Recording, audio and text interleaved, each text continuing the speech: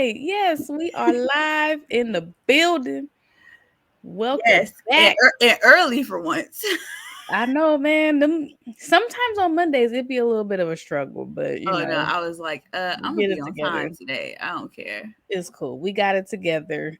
We got it together. And like y'all heard us last week. We are talking about Swarm. And I feel like I gotta take things back of what I said previously because I've been talking about this show since February. Like, I'm ready for this Donald Glover show, but it's really not so much as Donald Glover show. It's It's not. Janine. It's Janine It's Neighbors. Janine. Like, let's give her, a black woman. Let's give her all the praise because really, she's the main mind behind it. And also, I found out that Malia Obama was Yes, in the writers' room. I'm like, okay, we got a Gen Zer in the building behind the scenes writing on this show, and it was just chef's kiss. I feel like Donald Glover lent the Atlanta aesthetic, Yeah, but it's definitely a black woman show. So absolutely, I was into it. I was so happy. absolutely, I absolutely. loved it. Yep, I loved that this show didn't include an ambiguously light skinned, curly haired lead. Like, this was a black woman. Like, it was all like the cast was good too. And I mean, Dominique Fishback, man.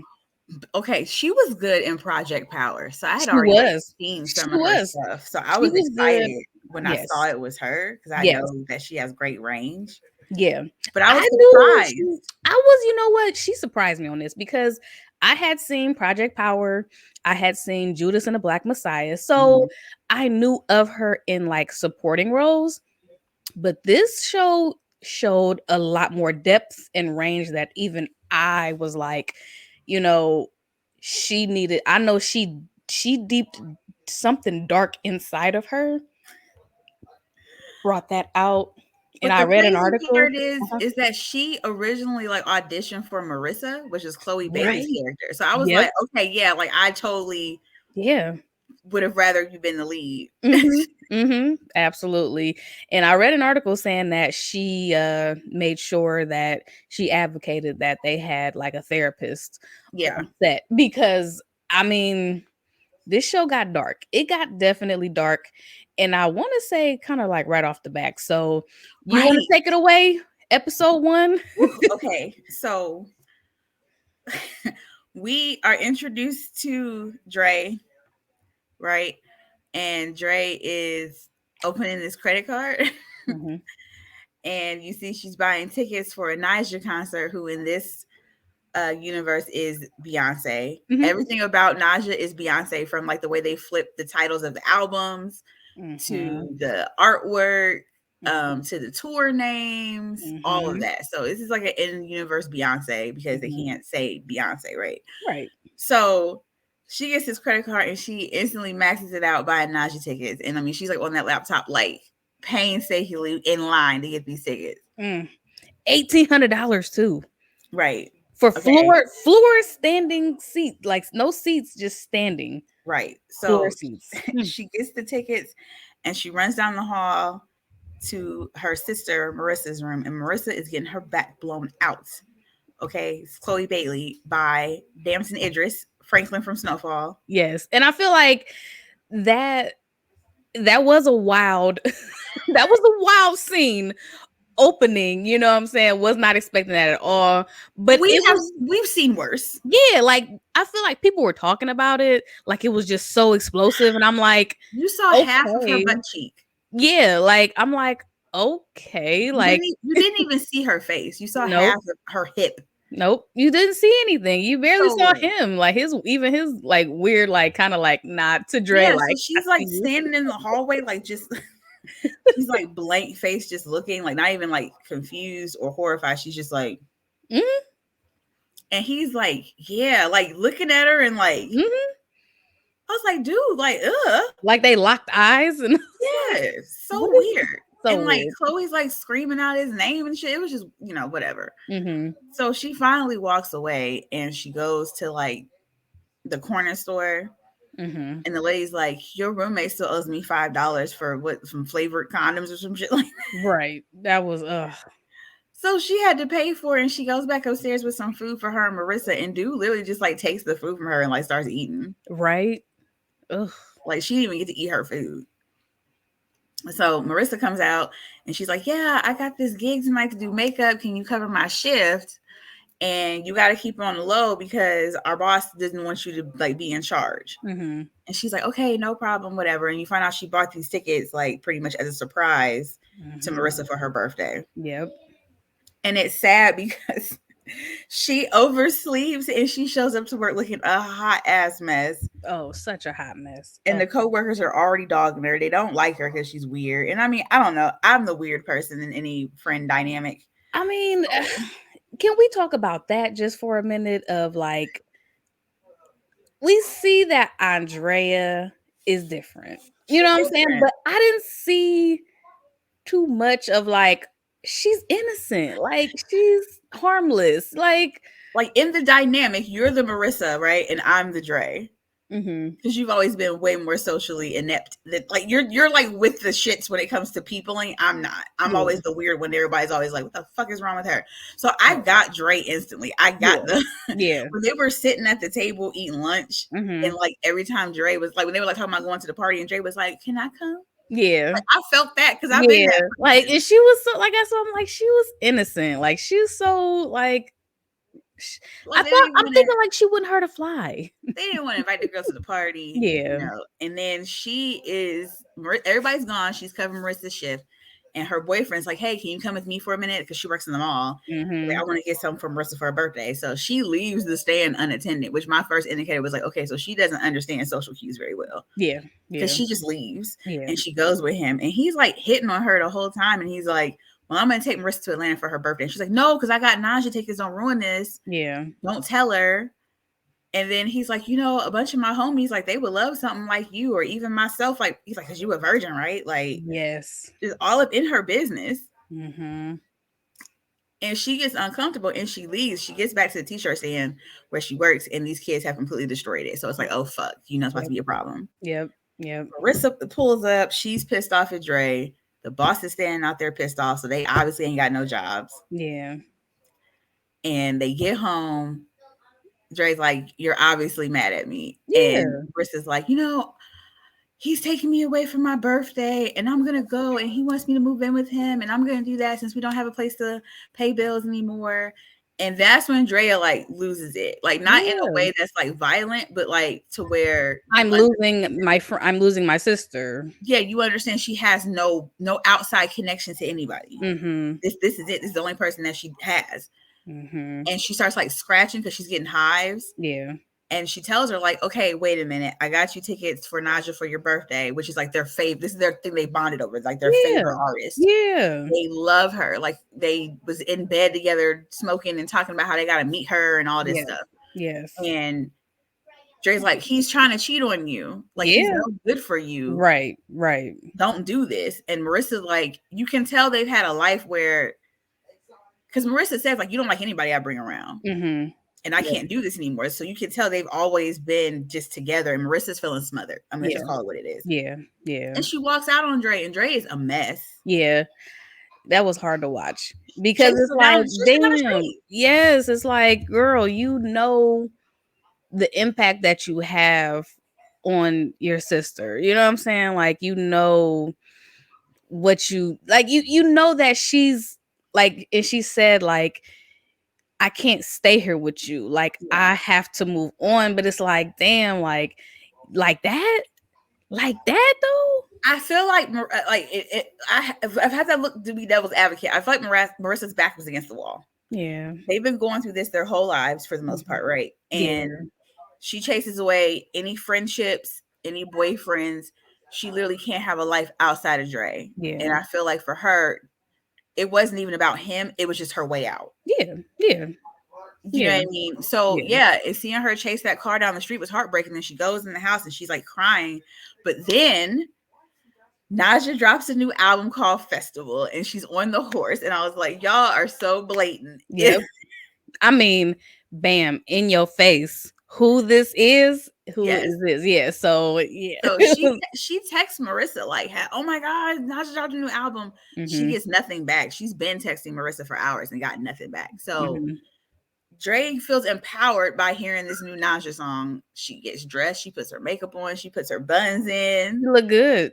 Looking good, You look swinging good. them hips in that skimpy dress, and she goes out and she's like vibing and she's feeling the music. Confident. And She was so she confident in that moment. right, and she is a totally different person, and she runs into Rory McCulkin, which is not only Macaulay Culkin's little brother, but also Charlie Walker from Scream 4, which I Yes. was like, Yes, all yes. back to Scream, Yeah, always. right? Always.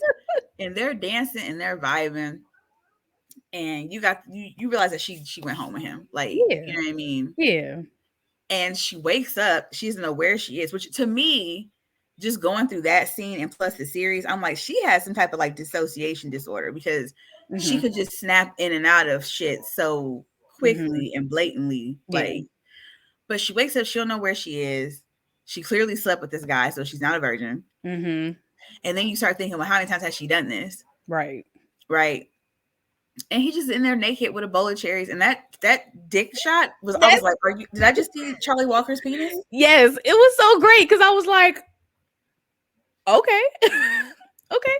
I was like, okay, this is what we're doing. That's what we doing. A penis with the chip bowl of strawberries. Yeah, and like her phone dies. She goes and charges her phone, and she sees she has all of these missed texts from Marissa. Yep. So she gets upset all over again. So she's like, okay, I gotta get home. Because Marissa's like, oh my God, you were right. I should have left him alone. Yep. He was trying to cheat on me. And then she starts talking about the album and how it's speaking to her soul. And she feels so lost. Yep. And she goes home. She opens the mailbox and the Naja tickets are there. So she's like, great. This is going to be the perfect thing to cheer her up. Everything's going to be good. She gets in there. She goes in the bedroom. And Marissa has committed unaliving herself. Yeah. And this is where I start to like, I think that Dre is an unreliable narrator. You know what? Go ahead. Talk about it. Talk about it. And I say that because when you watch that scene and she turns her neck, there's this weird red blotch. Yep. Did you notice that? I didn't notice it on the first watch. The second time, because somebody said something on another review, and I was like, oh, I got to watch this again. And it makes me think that she hurt Marissa. And it was a dream? You think the club scene was a dream? I don't know. I don't know if the club scene was a dream and she came home drunk and hurt Marissa. I don't know if that's what really happened. I don't know if her and Marissa came back and they got into a fight and she became Marissa for the night. Like, I don't know, but there's something about that spot on that pillow that it unnerves me. But it's been classified through the series that she did it to herself. Yep. But she did have a scar on her hand. Yes. Which led me to believe maybe she did unalive herself. Right. It's just how. So it's like, did she cut herself again? Did she just take some pills? Like, what happened? You know what I'm saying? So Marissa is gone and Dre is done. Like, this is the first real crack. Yeah. In the facade, because that was her armor. That's all she had. And you see like the days just go by. She's not moving to the point where like the movers start moving stuff out the apartment. Yeah. And they have to ask her to get up. And she's just there. Yep. Just vacant. And it's so heartbreaking. Seeing her check Twitter. Yeah. And just seeing the posts of people talking about her. And and she has Marissa's phone. And she's like texting herself. Yep. So she can still feel like Marissa is there. Yep. Right? Yep. And they have the funeral. And she gets kicked out. And she's wearing Marissa's clothes to the funeral. She's got the makeup on and everything. And she gets kicked out. Marissa's family doesn't want her there. Yep. And you come to realize that like that's her foster sister. Yeah, that's what I was wondering. Like, okay, so why is she not allowed there? How is this? Like, is this her sister? Like, I had Yeah. a few questions there that got answered later, which I was like, Yeah. they Like blame her for they that. they literally usher her out, Yep. and she goes outside and Yep. she looks up at that beehive, and Yep. you hear the bees buzzing, Yep. and you know something bad is coming. Oh yeah. Right? Anytime you hear those bees, like she's not there. Yep. And she ends up going to her Marissa's boyfriend's place, and he lets her in, of course, because it's just little tiny Dre, and he's Yeah. Yeah. grieving, and he's like, we had a big fight that night, and you don't think that's how it's going to end. And she was like, I missed you at the funeral, and he's like, I just couldn't go. And for like a moment, like he's really trying to like bond with Dre, like on some real shit. Like he's talking about his parents. Yeah. He has a dog that he puts up when she gets there. And he's like, hey, I know you don't drink, because they talk about it, earlier, that she doesn't drink. Yeah. So he's like, I can make you some tea. My mom gets this tea. She makes bomb tea. Yeah. And like, he's really trying to like be vulnerable with her. And he's in the kitchen just talking while she's in the living room. And you see her unplug a Himalayan salt lamp. And she runs towards him with his back turned, and she beats the hell out of him. Yep. Oof. The absolute dog shit out of him. And there's just blood, and she's on top of him, just bludgeoning him. Yes. Oh. And then she immediately gets up and grabs this pie that's there and starts stuffing it in her mouth and gagging on it. Yes. And then didn't she start laughing too? Yeah. She cracked. Like, that was the crack. Like you said it, the crack. That was the first crack of her cracking from reality. She blamed him for it, and he Yep. got what he got. And yeah, that's pretty much it. Like, she's like, this is life now. Yep. Well, she caught her first body. Yep. And I thought that was watching it again, and I, so much is symbolism is in this show, where he was talking about like, yeah, I can be your first, when they was at the mall just being a creep. Yep. And I said, he ended up being her first, all right. Absolutely. First kill. And I like that this show was graphic, but didn't go overboard. You know what I'm saying? We know that she beat him to death, and there was like blood everywhere, but they didn't show graphic of like his head. You know what I'm saying? Like, you know how some movies and shows, they kind of go overboard showing guts and brains and shit. This show didn't do that. So I thought that was very tasteful, because we got the message. Right. We got the message that he did. And what do you think about that? Do you think that first kill was justified? I don't think the first kill was justified, but I understand how one could get to that point, could come to that conclusion. Yep. Because had she not argued with you, this wouldn't be happening. So, you know what I mean? I told her you wasn't shit. I felt like Dre was justified in that kill. I was just like, yeah, I probably would lose my shit too, and that's the first person I probably would go after. Yeah. And they say that this was based off of somebody rumored to be killed themselves when Lemonade first came out, and they listened to Beyonce's Lemonade, and there was a rumor that yeah. So I was like, another subtle nod to the Beehive and their leader. So I was like, yeah, that, and I love that this show starts off with, this is not a work of fiction. Every similarities is intentional. And I was like, ooh, okay, let's go at it. And that's episode 1. So I was like, after episode 1, I was thinking, what did I just get myself into? Yeah. But I'm gonna keep going. I was like, I got to keep going now. And I was surprised that a lot of the scenes from the trailer were really just in the first episode, because I had an idea, because I watched the trailer so many times, and I'm like, okay, they show her at a funeral getting like told she got to leave, and I'm thinking like, who died?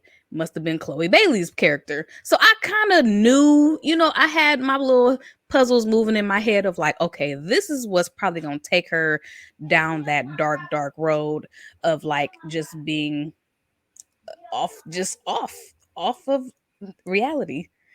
So yeah, that was episode 1. And if you don't mind, I'll take it away from episode 2 if you don't mind. Which is my favorite episode, I loved it. by the way. I loved every and bit. it's sad because I feel like that, like it peaked in like 2, 3. Yeah. But yes, by far the best episode, like Yeah. of the series. Yeah. So we see Dre is now going by Carmen, and she's working at a strip club. She ain't making no money. badly working at a strip club. She ain't making no money. She's only dancing to Naja's songs. And the big girl was trying to tell her, like, hey man, you gotta work on your shit. Like, you She not was doing so rude good. about it though. So rude. I was like, that big girl, she rubbed me the wrong way just immediately. But I like the fact they had a plus size stripper. I loved it. I loved in that Atlanta. Like, I loved it. Because she was about her money. So I was like, all right, well, she trying to tell her. But we see that a young man, well, I don't know if he that young, but a man comes in, you know, he looking at her, she looking at him, and she's like, where your friend at? And we see that she has been following some man on Twitter that has been talking hella shit. Reggie, he been talking hella shit about Naja online and her sister, which I'm like, one of them trolls, them Twitter trolls, they be wilding. So the guy is like, he still was trying to pay her some attention, even though nobody in the whole, like, the strip club really was giving her a couple dollars, and she sure took it. She was, and she sure took it. And I was like, all right, I thought we was gonna see a little bit more of him in the episode, but you know, he played his part. And the girls, they are still trying to talk to Carmen. She meets the white girl, which I didn't know that was Paris Jackson. Yeah. Okay, I'm sorry, but first of all, her dancing in that glittery set, like, just, I was like, Dominique Fishback, you got your whole ass out in some chaps doing those weird ass moves to these Naja songs, trying to be all interpretive, and then she's like laying there like doing a cry baby, just talking to this dude. That shit was hilarious. Yes, it was great. I love that they didn't over sexualize Dominique Fishback in this series at all. And she was just, like I said, she still was so cute. But I'm like, all right, she didn't call her first body. What's she up to? She's so quirky. It was the most quirkiest shit you could see. Like I said, I'm like, this is how I look. That's why I didn't make enough money. That's why I quit. Because I swear I probably look like that. Probably. But yeah, so she, like, when she meets Paris Jackson, which I'm sorry, the half black, who hired her and was like, we need somebody to play a racially ambiguous woman who fully believes that she's biracial. Yeah. But they couldn't have picked a better person, because that Halsey joke was hilarious. Yeah, it was. And I had to look that up too, because I really didn't know too much about, I don't know much about anybody knows about Halsey. Halsey is a singer, okay? And her thing is like, she's like, no, I'm biracial. I'm black. And it's like, she's a quarter black. So she's white passing. And she gets like offended that people didn't know that she had black in her family. It's like, well, how will anybody know? Ma'am, come on now. you look in the mirror and see how you look. Yeah. I've never listened to any of her music, but apparently she's really good. So I don't know. Yeah. But I thought it was funny that I was like, I saw her and I was like, is that Paris Jackson? I didn't know who that white woman was. I ain't gonna lie to you. I didn't know who that white woman was till after. Man, I didn't know who that woman was, but she was like, I kind of was looking at her like, what's up your sleeve too? Just dumb. Yeah, like what is up your sleeve? And she's in this very toxic, a relationship with her man. He leaves her at the damn strip club. She jumped on the hood of the truck. Yes, and she like forced her way to be in Dre's apartment and everything, and I'm just like, Dre's in Atlanta now. Dre's staying in a hotel, and this is the first sprinkling that we see of like Dre and her I don't want to say obsession, but like her crush of the junk food. Yeah because the room is just like littered with junk. Yeah it was pretty bad. Like she's clearly got an eating disorder as well. It was it was different, but Yeah. she's still at the club, and the girls is like, hey, you want to make some money? Well, before we get to that, Yes. She she forces herself into Dre's life. did. She forced her way, and then was like comfortable, and then they go back. She goes back to the apartment for whatever reason with her damn toxic ass Yeah, they went. boyfriend. She got Dre to come get food because Dre's broke, and her like she had chicken bones and shit in her room, and they're talking about her being black thing and Dre's eating. And the boyfriend calls and she takes him some food from the diner they were at. Yeah. So So Dre gave her a ride. yep. So they go back to her place, and we see just the toxicity of them two. Mm. And I was not expecting Carmen, to kill the boyfriend. Okay, I have thoughts on this. Yeah, like tell me your thoughts, because I was like, even when I watched it again, I was like, I don't see why. I exactly see why. I'm gonna break it down. So she dropped her off at the house. Remember, she went in the bathroom. They was arguing real bad, and she snuck out, right? Yeah. And then the girl shows up at her hotel again, Mm-hmm. and she's just already in there. Talking about, well, I told the front desk you and my friend. Yeah, just there. Like, takes over the TV, takes over the bed. I feel like Dre went and killed her boyfriend so she can get the fuck out of her face. I was hoping so. I was hoping that too. Like maybe like I gotta get this bitch away from me, and the only way I'm gonna do that is if she doesn't have a boyfriend anymore. Yep. She can go home if her boyfriend's not there. But you see, when Dre killed the boyfriend, like she was with it, and I'm like, first of all, the way she killed the boyfriend was like smooth as fuck, right? Like it really was. It really was. On him so smooth, and he didn't know what was going on. Yeah, before he even could say anything, boom. I really think she just wanted this girl out of her life. Yeah, and she literally is like in the backyard digging a hole. Yep. And old girl shows up. And it's like super geeked. Like, oh, thank God. Like, you did this. And she's like, oh my God, we can get out the country. And if you don't have a passport, we can go here. Yep. She would not stop talking. And it's like, all right, you gotta go now too. I was like, please, I literally was like, please kill this girl. Please. Now I wasn't surprised with that one. I was like, all right, thank you. She would not stop talking, and she just got popped. Like it was Yeah. And I mean, Dre, she had, she know how to handle herself with that gun, because she was so, boom. Well, she's from Texas. Yep. So hey, she got her. So I was like, well, she already got the dig. She already got the ditch digged. So throw them in there together. There we go. Boom. Nobody said anything. Nobody looked for them. Nothing. It was she just got away with it. So then, she go back to the club. The big girl's like, hey, you got your license? You got a car? You can drive. Okay, you the driver. So you designated driver. Yeah, you designated driver, which I was like, see, here they go using my girl Dre. What the hell? And then they started talking about the other girl that Dre, like the other stripper, and he was like, she don't like to miss no money. Right. At all. Like, what's going on with her? So they drive into this I don't know, was it a bachelor party? It was a frat party. Bachelor party, but it was frat boys. It was, when I tell you, the way I cackled, it wasn't like the debauchery that was like making me laugh. So I was like, okay, this is clearly just a bunch of white boys want to get down with some strippers. Yeah. It was a baseball team. That's what it was. Yes. Okay. What killed me is her eating in the bedroom. Yeah, she's like so removed from what is going on.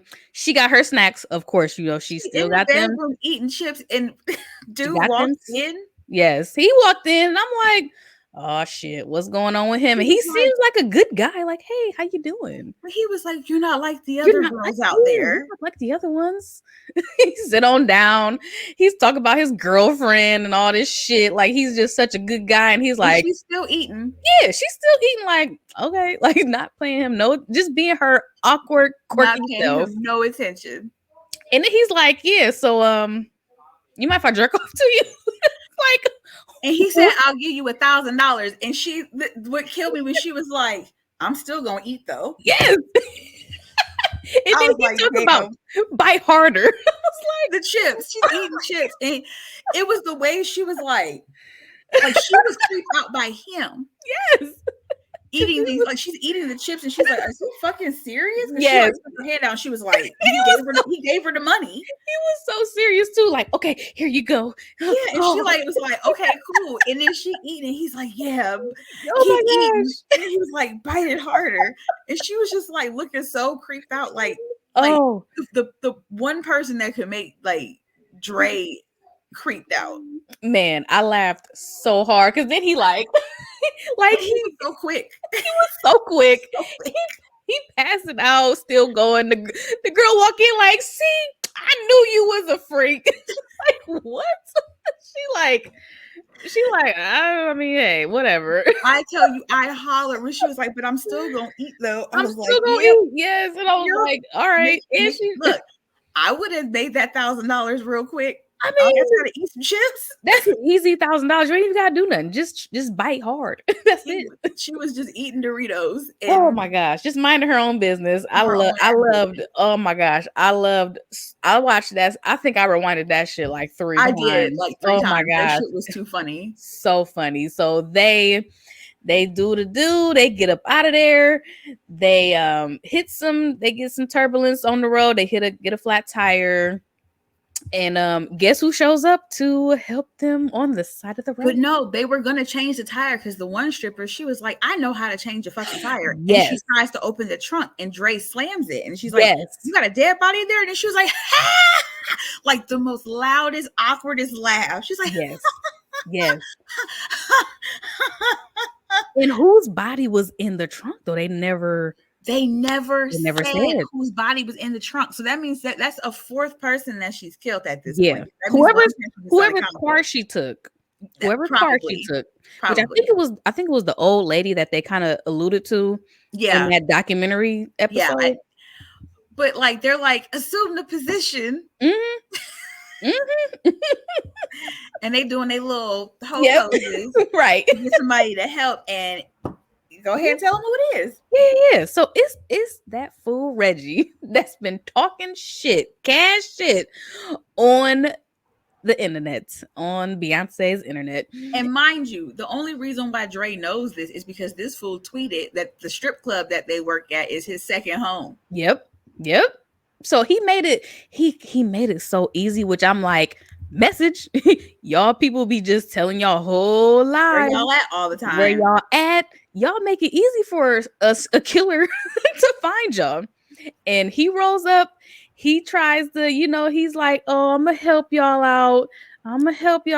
So he told I'm gonna tow it to my house. yeah, which is also creepy. I was like, So he tows the car to his house, get them in the house. She looking around and she asks that damn question. Who's your favorite artist? He's like, what? Who is your favorite artist? And she gets to talking about how, like, oh, you didn't say it. Did you say this? Do you remember saying this? And he's like, I don't know. Like, so I'm thinking, like, did he really say that? Or was he just playing? Like, I don't know. But he really said it was him. He said that shit. And they get to where he helps them. He fixes the car. He fixes the car. He gets them some Henny, some Ciroc. Yeah, it's morning. It's the next day at this point. Yeah, so it's daytime. So we're like, he did all that without being too much of a weirdo. But they about to leave. She goes back in. She says she forgot something, and the shower's running. She get her little mask on. She shaking up the can of mace. I think it was mace. She's shaking it up, waiting for him to come out the shower, and he ain't even gotten the shower yet. So he comes behind her like, the fuck are you doing? And they get to tussling. And I thought it was almost over with for our girl. Okay, first of all, she was cracking that nigga upside the head and he was not going down. Yes, this was a big dude. Like, she actually had to fight on this one. So her stripper friends, they come through like, oh my gosh, he's trying to rape her. He's choking her. And she about to tap. Like, she's about to die. Yeah, so they came perfect timing. Because they like, oh my gosh, he's trying to rape her. So they shoot him. old girl who says she can change a tire ends up having a gun. Yep. So she pull it out, they kill him, and then they Dre's like, gone. oh shit. Dre runs out Yeah. the bathroom. Oh yeah. So they trying to figure out what we gonna do with this body, what we gonna do. Dre then took the hell off on them Skirt. and left them there. Yes. Left them. So they Stuck like Chuck. So our girl Dre, our girl Carmen, she is in the wind. Bro, she crafty as fuck, bro. Crafty. I mean, whoo, because she came this close. Motherfucking close to meeting her maker. But which I love about the show is that they put her in these situations where she does like almost die. Yep. Like she's not she's not a superhero. She's not superhuman. Right. She is just a regular ass woman. Yep. So the fact that she almost died, I was like, shit. But the fact that she left them there and they were standing on the curb, like, fuck. Yep. Now what? Yep. So that's episode 2. And after this one, I'm like, all right, I'm here. I'm here for this. I don't know what I'm watching, but I am here for it. So now we get to episode 3, which is my second favorite episode. Like 2, 3, and 4 are the best ones to me. Mm-hmm. Just by what happened. But like this one is like she keeps hunting down people on Twitter, and like the guy that she gets to next time is this guy that's like a YouTuber. Yes. Oh. Right. And she kills him. No. It's not the YouTuber. I'm getting ahead of myself. So no, this guy. What's a guy? I think she killed the YouTuber in part 3 when she was dancing with the mop. Yeah. So we didn't get too much information about what this guy did. He's just he had like some Twitter blurbs about how like if Naja died today, he wouldn't care. Right. Like that. So she kills this YouTuber and then she's like dancing to Naja's music, like in his like YouTube like platinum button is over the fireplace. Yes. And she's like mopping up the blood and like dancing like that part of the trailer that you see. Yes. So then she gets a hit because mind you, what we didn't say is that she runs a Twitter account called Swarm. Yeah. She's ran it for years. So that's where like the hive is like the most active, the Swarm hive or whatever. Mm-hmm. So she gets this tweet about this like conservative Republican lady who's been bashing Naja's album, Yes. Oh my gosh. I wanted that lady dead. Right. I ain't gonna lie. Happened a lot to Beyonce, especially after Beyonce's Super Bowl performance. Oh yes.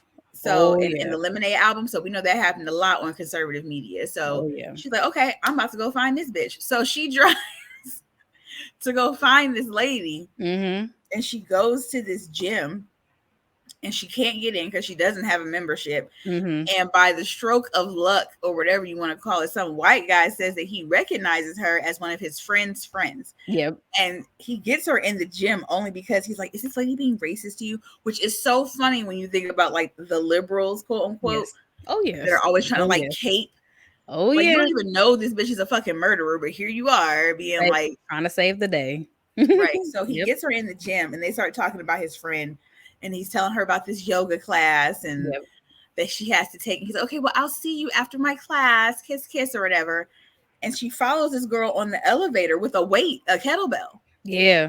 She gets a kettlebell and goes into the elevator. She's about to kill this bitch. And luckily for this woman that we never hear from again, this guy steps on the elevator with Naja's husband, which is with FL Cash. Yeah. Right? Or Cachet or whatever. And he has a tour jacket on for this man's last tour. Yes. And instead it's like FL T and it's supposed to be like 444 or whatever. Yep. And like all the tour dates were like actual tour dates that Jay-Z had for that tour. It's supposed to be like, Cachet's last tour. Yeah. She drops the kettlebell and just follows this man out the elevator. Yep. Because that's more important. Like he got in backstage access. Right. And this girl is like, what the fuck was that? Right. She don't know. She follows this man and like stalks him a little bit. And then she climbs through his window. Yes. This could And have he's went like, so this could have went so left. right. And he's like, what the hell? And she's like, don't say anything because he'll find me. So she Mhm. pretends like she's being attacked or abused by somebody she Yep. knows. Yep. And he's such a nice guy. Yep. He brings her in, he cleans her up. Yeah. You know, he shares his life story with her about Yeah. his like eating disorder, Mhm. right? Like opens up to her, hey, you can stay here as long as you need to. Mhm. And you know, she doesn't eat her junk food in front of him. And it's like this weird shred of like humanity, I Yep. guess. Cause she gonna eat. Yeah. But she like puts the food away because I Yeah, guess she 'cause didn't want to he don't like eat nothing. Like, he didn't eat nothing. Like, no. he works out, like, 2, 3 times a day. He don't eat can't eat nothing with this and that, and Yep. he was like, "I am gonna make sure I don't ever get big." Yeah. And she like puts the food back in her backpack and then she waits until he goes to sleep to eat.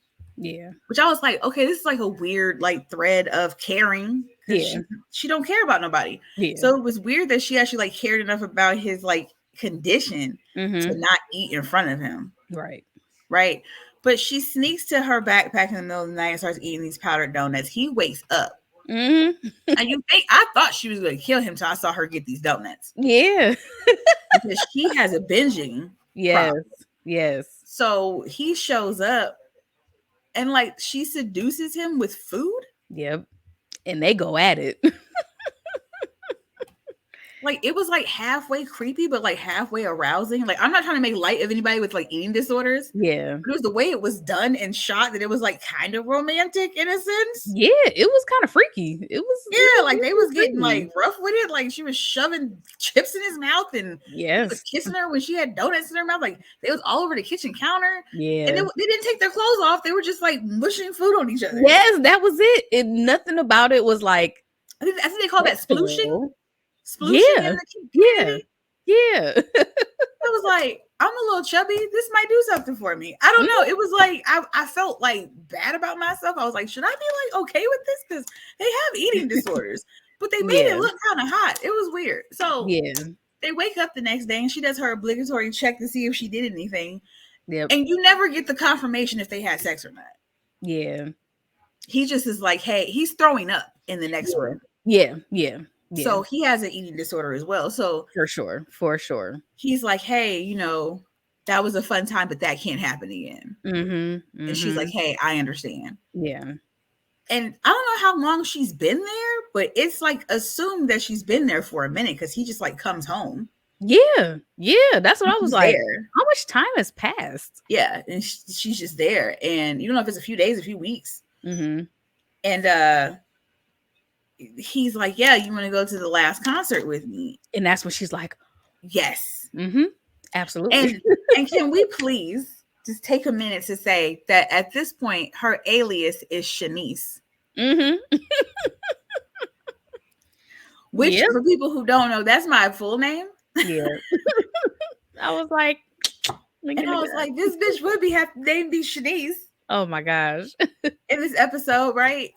So they go to the concert and she is like, she pretends she's a fan of Cache, but she's not. Yeah. Yeah. Right. She only likes Naja, but she knows that's her husband. Yep.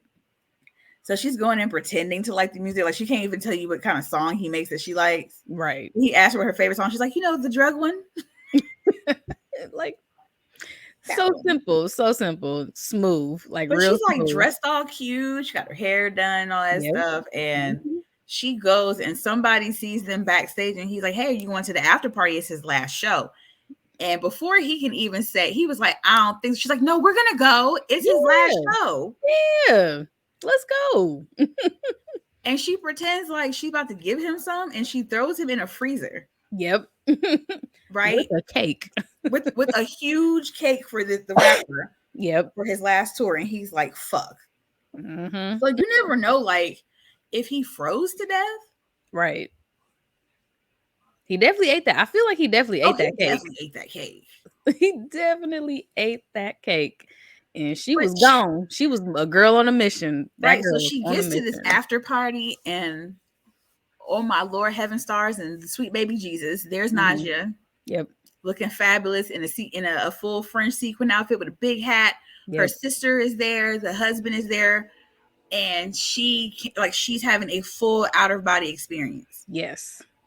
And this is what I don't understand. Does Donald Glover and Jesse Williams have beef? Because when dude walked up on her, he was like, "I'm Jesse Williams from Grey's Anatomy." I was like, "Why? Like, do you not like this man?" Right? She was like, "I ain't trying to hear nothing you talking But I'm about." like, okay, that's some like a weird thing to put in universe. Like, do you dislike this nigga? And you was just like, "I'm gonna throw him in there for shits and gigs." I think so. Right? That's just like personal. I wouldn't be surprised at all. Because I've heard the story about the bite. Yeah. And I've never heard his name in context with it. Right. But like Jesse from Grey's Anatomy, walked the light skinned dude was supposed to be talking to her, and she don't be bothered. She's trying to eat as usual. And this tray comes out in front of her, blocking her and Nyjah, and there's plums on the tray. And she picks up a plum and she's just biting into it, and it's the most divine thing she's ever tasted. Yep. And you realize that she bit Nyjah. And everybody's like, did she just bite her? Man. And there's the rumor, the story that someone bit Beyonce in like 2017, 2018. Yep. Right. And Tiffany Haddish with her dry snitching ass, so I don't fuck with her. Right. She's telling all the Nobody had an idea of who could have possibly bit Beyonce till Tiffany Haddish brought her big watermelon head out and was like, it was Sanaa Lathan. Right. Because I was going to fight her. Oh my gosh. You wasn't going to fight nobody. Okay? Nobody. Sit your crayon eating ass down somewhere. You wasn't about to do shit, Tiffany Haddish. At all. Because you the same bitch that was over there making videos about little children being around pedophiles. So you wasn't about to do nothing. You was about to sit your little goofy ass there and be happy you wasn't sleeping in your car no more. But I digress. Right. So Tiffany Haddish said that it was Sanaa Lathan. Right. We really did not know who it was. Right. At all. Sanaa Lathan to this day still denies that she did it. Yeah. Because why would she admit to that? Beyonce didn't press charges on anybody. Nobody was. I feel like that was a situation where nobody was supposed to ever talk about it ever again. You know, Beyonce ain't saying nothing about it. Sanaa ain't said nothing about it. There's a part of me that doesn't think that there was a bite. I feel like maybe it was one of those weird girl kiss moments, and nobody wants to talk about it. Yeah. Because she would have pressed charges. Absolutely. If she actually bit her, like it's Beyonce. She would have pressed charges. Yeah. But what made it funny was she runs out the party in horror that she did this. Yep. And she runs out the back door, and there's two dudes who work there who are sitting out back and like, ain't that girl from Love and Basketball? And I was like, they just But then again, you have to wonder, is it true? Because like Sanaa Lathan's career really did fall off. Yeah. Like, is that why you don't see her like that anymore? Because she bit Beyonce? Right. Did she go into hiding after she bit Beyonce? Like, right. Ain't no telling. That's something that we will never, like, the world will never know. But she was just like so happy and excited and overstimulated that she bit her. Yes. And that's like, and I get it because people get that way around babies, right? They just want to like eat them up. Right. That whole like, I just want to eat you moment, but like she really yeah. Oh my god. That's the end of the episode. Her around the party and them saying that's the girl from Love and Basketball. Yep. So we on to like a whole new. So we didn't have three. This is her second, like character, not character, but alias. Alias. Yes, I'm trying to think of the word. That's her. So Shanice, second alias. Is no more. Now we're on to Kayla. Yes, Kayla. Now this episode had so many layers. This is the one that I liked, but I feel like they ripped off Jordan Peele. Yeah, this was one where I really don't see how it fit. Okay, I like the layers that were pulled back about it. Yeah. What I don't like about this episode is how like all anybody can talk about is Billie Eilish. Yeah, and I didn't fuck about Billie Eilish. I didn't know who she was. I was like, okay, like okay, yes, she did a good job playing a crazy white woman. I don't know if that's a stretch of the imagination, but whatever. Yep. Yes, she did a great job for her first ever acting job. Yeah. Totally can't take that from her. She did great. But this isn't her story. Nobody gives a fuck. Stop trying to make it about a white woman. It's Right. not about her. Right. Yep. So Kayla has moved on to another victim, another car, another city. She is pulled over by a cop, and she takes a look in the back seat. It is saturated In with blood. So blood. she killed someone we else. we do not know. We don't have any information of who she None. killed, but she throws a little jacket over it, and the cop is asking her what you doing in this town, what are you doing, where you from, where you going, Mhm. all of that. So she's like, yeah, she's very quick on her feet to Yeah. think of something, and she goes to a gas station. The cop is following her, of course. Yeah, she's supposed to be going to what they call Bonnaroo, which is this universe's Coachella. Coachella. Yep. So that's her story, that she's going there. She goes into the gas station, trying to throw the cop off of her trail. Yeah, but he was like icky because he was like, well, I'm just gonna make sure you get to where you're staying. Right. Like why? Like why are you just that was a whole thing of like, why are you so pressed? Yep. And a white girl sees her, like, she looks not in distress, but she's clearly like looking over her Anxious. shoulder. Yes. Yeah. Yes. So she goes out there, talks to the cop, gets him off of her trail. He leaves. And she goes up to her and was like, hey, I feel like people are just drawn to Dre. They They're are. just drawn to her. And my antennas went up. I'm not gonna lie, my antennas went up because friendly white women are usually up to something. See, I don't think that. I don't think all friendly white women are up to something. I Mm, just think for some reason introverted people like myself, because I literally can't go into a supermarket without people telling me their life story. mm-hmm. It's like you give off the vibe of I don't want to be bothered, and people can't handle that. Yeah. Yeah. I hate it. I can literally go to a checkout and hear what happened like in someone's whole day. Mm-hmm. They just want to tell me everything. Everything. I had a Yeah. woman literally stop me, found out that she lived in my community and wants to hang out and get coffee, like all within a 20-minute span. Yep. I think there are just some white people that are just that trusting and naive. Yeah. Yeah. Now, But in I this was- case, yeah. not so much. Yeah, in this But case, I was like, I won't say all friendly white people are like that. I'll just Yeah. say in horror movies they are. yeah, they gotta play up to the trope in horror series. So yeah, she convinces Dre, like, yeah, we're going to the same festival. Mhm. You should come with us. But We can Dre, get you backstage passes. yeah, because Dre know good and damn well she ain't had no tickets. She had She's just nothing. gonna pull up. She was just gonna pull the hell up. So she goes back to the house with this woman, meets more women who are just so drawn to Dre, and like, you Yep. have a light. They're like, and that's why I kind of was like, maybe they ain't too bad.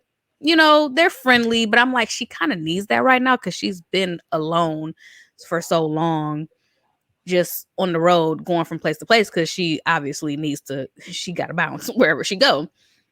But they are talking to her. She keeps up the facade that she's Kayla, and they are just kind of digging. They're digging and digging and digging.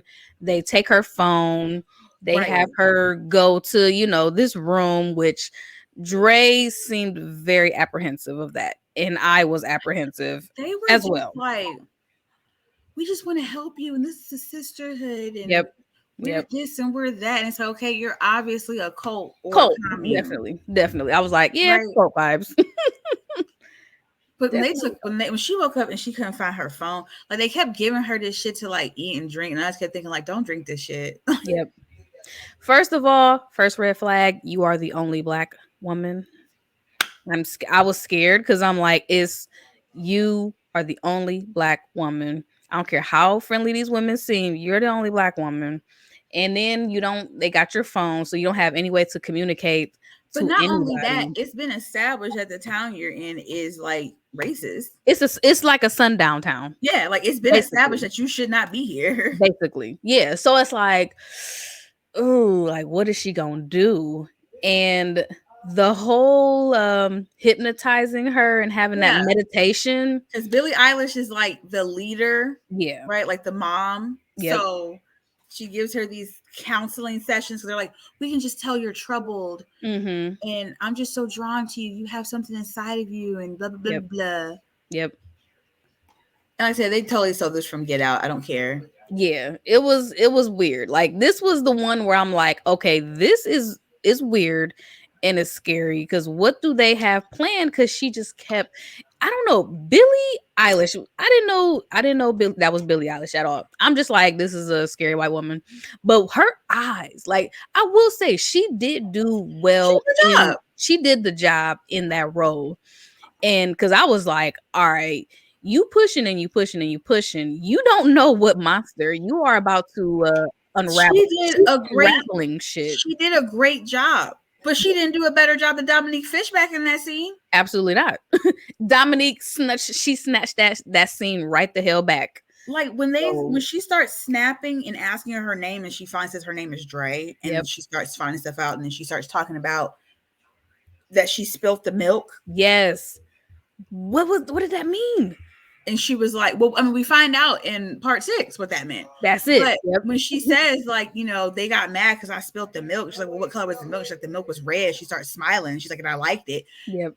Like, you understand that she did something in her past as a child. Yep. Yep. But it was Billie great? Yes. Quite frankly, I thought she looked like Scarlett Johansson.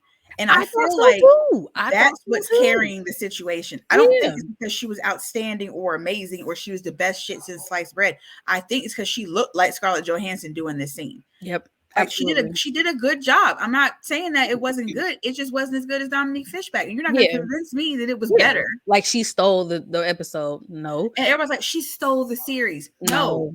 Y'all just found a familiar white face to latch onto to justify this media existing. Yeah, to like gaze over, like you're fanning, over this world. We got one in here that we can latch onto because I mean, honestly, this is like the only episode that has like white people in it. For real. This is it. And this was like the first episode we see Dre really at peace. Yes, like we haven't seen. It was another layer to Dre. No, they humbled her very well. Like they made her very like peaceful. Like you thought for a second this is where she was going to end up because she was just so comfortable. Yep. Even to the point where she wasn't even mad they took her phone. Yeah, because I was surprised because I'm like, she has held on to that phone. Marissa's phone that's it. It's to the point at this part of the series that she is hallucinating that Marissa is sending text messages. The messages are now appearing by themselves. Right. Yep. So it finally comes out that like they're not going to the festival or whatever. They had no intention. They had no intentions. And once Dre finds that out, that she's like, because she told him, she said, I will do whatever you want, but I can't miss Nyjah. Yes. So you take that with, okay, I can't miss this show, and you have my phone and you won't give it back. Boom. Dre snaps again. She's in the car like, I'm about to go. Because she realizes that tonight is the concert. Tonight's the concert. We're about to have like a moon ceremony or something to induct her into the sisterhood. Yes. I felt like they were going to sacrifice some type of animal or something. Or her. Like it was giving me just it definitely gave me they were going to sacrifice her vibes. Yeah, because she's the new person. Well, not even that, but she's a Black person in the sundown town with no family and friends. I feel like they were digging to find out if anybody would come look for her. Yes, absolutely. That was my thought. Yeah. So Dre, she loses it as she should. And she is like, I'm getting out of here no matter what. And she blackmails her. Yes. So I'm like, okay, like what is about to happen now? And she got like, we got your phone. Yep. We know your name. Yep. I know what you've done. Yep. You can't go nowhere. Oh, and she thought wrong because Dre stepped on the gas. She said, vroom, vroom, bitch. And whoever's in the way, move, bitch. Get out the way. So, yeah. they really stood behind that car thinking she wasn't going to hit them. It's like if she's told you she's hurt people in the past and you've seen these things that you've seen in her phone and all this other shit. Yeah. I wouldn't be standing behind that car. Yep. So she ran one person over, she put that bitch in reverse, ran she ran over. Billie Eilish over. Yeah. I mean, like hard. Yeah. So then they climb on the car, like trying to get her to stop. She is hell bent on getting the hell up out of there. And she gets out of there. She stops, like, she runs Billie Eilish over hard. I mean, she had to bust like 40 out that garage to hit her like that. At least. The one girl's on the hood. The girl that brought her there is on the windshield, like banging on it as Dre's driving to the gate. And Dre like hits the brakes. Girl goes flying off the car and she gets out and she beats the shit out of her. Yes. But you see it from the perspective of the car. So the windshield wipers are going. Every time like the windshield wiper goes, she hits. Yep. And she opens the gate and she drives off. Yep. I watched this episode a few times because I had to, like, it was some things that went over my head and I was like, okay, that's when things started to click. Like, okay, this is sundown town. Yeah. They're racist as hell. They figuring out, do you have any family? And I definitely, upon the second watch, I was like, yeah, they were about to either sacrifice her or have her do something. They were, I don't want to think about what sadistic shit they had planned for her. Yeah. So yeah, I'm kind of glad she got the hell up out of there.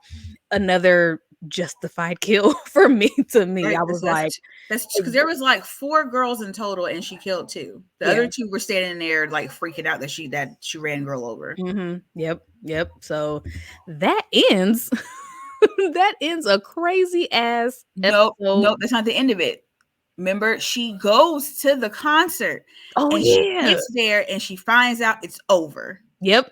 Ooh, now that shit right there is like made her go deeper. So she's sitting there with Marissa's phone looking at old videos of them at the Naja concert. Yep. Crying in her car. Yep. Heartbroken. Another very heartbreaking scene because it's like, God damn, like she just wanted to go to the show. Like that's all she wanted. All she really just wants her sister, but this is gonna be the closest she can get. Is their love of Naja is the only thing that's holding it together. That's it right there. That's the end of the episode, which I was just like, damn. But those, like I said, that's 3 episodes, 2, 3, and 4. Yep. Like so we're gonna get in episode 5, which this is my least favorite episode. Yeah, me too. Just because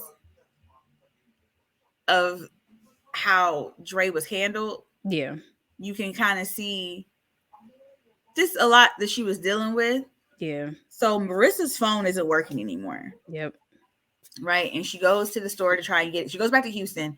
She's trying to get the phone reactivated. And she doesn't have any of the login information, the password, or even know the fight. The only thing she knows is the phone number. Yep. And they find out that Marissa's dad deactivated it. Yeah. And she's like, look, I have this money. Just fix it for me. Yeah. And the clerk is like so happy. Like he's trying so hard to help her. Like he really was like trying to help her. Yeah. But to the point where he was like, I'm about to lose my job. Like you got to call this guy. Yeah. Mr. Harris, and figure it out with him. I can't do anything for you. And he's like, you know what? She started getting like real intense with him. Yeah. And that's when he was like, you have to leave. Yeah, you got to leave. Right. And then she sees the poster for the Running Scared tour too, which is the inverse in universe of On the Run too. On the Run. Yep. Right. So she sees that, and then someone calls her name, and it's their old boss. Yep. Who doesn't like her, who didn't like her, and all of a sudden it's just like, oh my God, it's so good to see you. Let's catch up. And you find out she's had a baby, and you know she was at the funeral, and she's actually with Marissa's dead boyfriend's brother now. They had a baby. Right. They met at the funeral. Right. And at Marissa's funeral. And, you know, they've been dating. They have a baby. And she has a tattoo of Marissa. So which you have to think, like, well, how close were they? Because it was never alluded that they were that close. Right. Maybe they were closer than we thought, and Dre just didn't know. Right. Because you did say Dre was not a reliable narrator. Right. You know. So she literally is like, well, what have you been up to? You know, you back in Houston, blah, blah, blah. And she comes up with the most fantastical story. She did. About how Well, I started doing makeup because Marissa did makeup, and I met this person and they introduced me to Nija's mom, and I started doing Nija's mom's makeup, and she was like, I want you to meet my daughter because she would love you. And then I met Nija at a restaurant, Yep. and we sat and talked for hours, and we're friends now, and I do her mom's makeup, and she's saying it in a way to where it's believable. You Absolutely. believe that She this is believes true. it. Yes, she believes it in her And heart. she's got a tear coming down her face about how Mhm. beautiful the experience is and how Marissa would be so proud. Yep. And the girl sitting across from her is kind of like, I don't believe this, but I believe it just because of how Yeah. she's telling it. Yeah. Yeah. Because how she gonna prove So all it she could otherwise? say was like, oh my gosh, good for you. Yep. Like Marissa would be proud. Yep. So, she leaves the mall and she ends up going to Marissa's parents' house. Yeah. And she sneaks in. The dog still recognizes her, Yeah. right? Now at this point, I didn't know that that was her foster family. Right. So all this time, I'm like, hmm. So they had a picture of her like folded away. So I'm Yep. like, was she like a stepchild or something? I initially thought that maybe they were like, she was the problem child, Yeah. Yeah. right? Yep. Yep. And then you realize that no, it's more to it. So, like, she's their foster daughter. Hmm. So she sneaks in, the dog recognizes her and hugs her up. And, she's walking around looking at stuff. She sees the picture, Yep. her picture creased and folded up or whatever. Yep. And she waits for them to come home. Yep.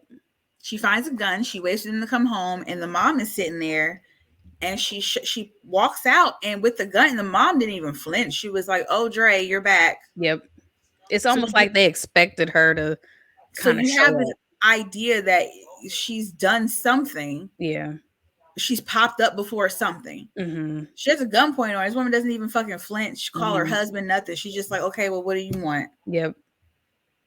Right. And she's like, I want the phone turned back on. That's it. That's all she wanted was the phone. And Marissa's dad comes out with the shotgun, and it's fucking Leon Mm-hmm. playing one of the most despicable characters I've ever seen in my life. Oh yeah. And he like literally tells her, like, I didn't even want you. Mm. My wife wanted you, Yeah. and you were just a check so we could Yeah. get ahead in life. Yeah. But he said when you're at your highest, the devil comes to your doorstep or some shit like that. Yeah. And they pretty much blame her for Marissa's death. Yeah. So you get this like shit clicking, like, did she actually hurt Marissa? Yeah. Or did she do something that they would believe she hurt Marissa? Right. Right. You know what I mean? And he starts chasing her through the house, shooting at her. Yep. Yep. He tells her, I'm going to kill you. And she's running through the house. Yep. And she gets upstairs to Marissa's old bedroom. And he's like really furious now. And he's like, get out of her room. Yep. Don't touch none of her stuff. Yep. Right? And he's like, my daughter's dead because of you. And she's looking around, and they have this shrine built to Naja. And you just see all of Marissa's pictures. Yeah. And all of their memories. Yeah. And he breaks through the door like Shining style. Yep. With the hole. Yep. And she jumps out the window. And you could tell she like fractured something. Yeah. Because she hit the ground hard and you heard it. Yep. And she starts limping away. And he's like, if I ever see you again, I'm going to kill you. Yeah. And that's it. That's it. That's the episode. Mm-hmm. So something has happened. Something happened. And it's clear that the dad did not like her. You know what I'm saying? Like, and I don't know anybody personally who's been through the foster care system. I don't either. So it was very disheartening because I feel like we got a little bit into like, okay, this gives a little bit more insight to why Dre latched on to Marissa so hard, because she came from a broken family, that somehow she got into a broken family and she still never got that love. And the only person that did love her was Marissa. That's it. Marissa didn't care what she did or what went wrong. She still loved her. Like, something happened, and no matter what, Marissa loved her. You just don't know what yet. And that's why I said, people say like episode 6 is filler. I don't think it's filler. I think it took me a minute to catch on to the fact that it was like the real story of Andrea, and Yeah. that what we were watching was like the fictitious account. Yeah. Like the Dre we've been following is the actress. Yeah. Yep. It took me a minute to catch on to Yeah. that part of I episode had 6. to, I had to watch that one a few times too. Yeah. So, so I'll take it away. Episode 6, we are in a real true crime documentary. I loved it because at this point, I still had a lot of why. Like, what? Why are we seeing all this? And I love that we have this Black woman detective because she says nobody's listening to me.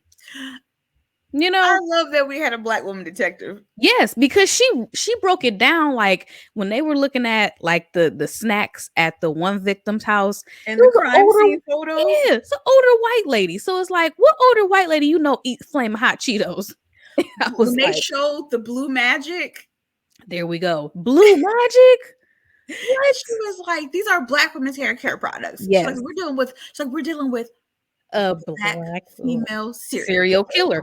And that's when I was like, boom, like, because when you think about all the true crime documentaries, all the murderer series that we have now, how many of them are women? How many of them are Black women? Most of them are a white man that's a serial killer. Yes. And the episode is called Through the Cracks. Falling Through the Cracks. That was a perfect example. That's the whole message. That's Drea's whole life. That's her whole life. That's why nobody was really looking for her. Nobody was really checking for her. Nope. The detective lady, she even went through Twitter. Like, she was on her shit. Like, right. She found out that whoever it was a huge, they had to blur it out, but they're saying Beyonce. Yes. Yes. Right. So yeah, like she's combing through like Twitter accounts and how it's all connected. Marissa's account. Yep. Like she literally like connected all the dots to each crime scene. And she's like, no one is even trying to find out who did this. Yep. Yep. So through her digging, she's looking at Marissa's account, and then she goes to digging deeper into Marissa's death. So then she goes into, okay, a week after Marissa's funeral, her boyfriend is murdered. So that takes her on a journey through like, okay, let's go talk to these people. That was a smooth road that she got to get to Dre. When you get to like where they had the mug shots of the 4 strippers, I was like, yes. Yep. And they found out one girl got away. Yep. So it was like, all right, but she just kept slipping through the cracks every single time. And she eluded police every single time because she vanished. She literally used the alias. She vanished. Nobody knew anything about her, but they knew like all these similarities of like, oh, it's this girl who only danced to bleep songs. You know what I'm saying? So it was that woman did her investigative duties. And then I will say that she finds that Marissa and Dre grew up in the same house, blah, blah, blah. And then she actually goes to Marissa's real mom. And that's when it clicked for me that we were in like a meta situation. Yes. I was like, that's not the same lady that was on the couch. Exactly. And that wasn't Leon, right? Exactly. At this point, she said her husband had passed. Yep. Exactly. So you have to think too, like, did she like spin the block and like get this nigga? Or maybe we still don't know that. They never say how he died. They just say he passed. Yep. And you can see visibly that the mother is very sad. She's very heartbroken the way things turned out with Dre.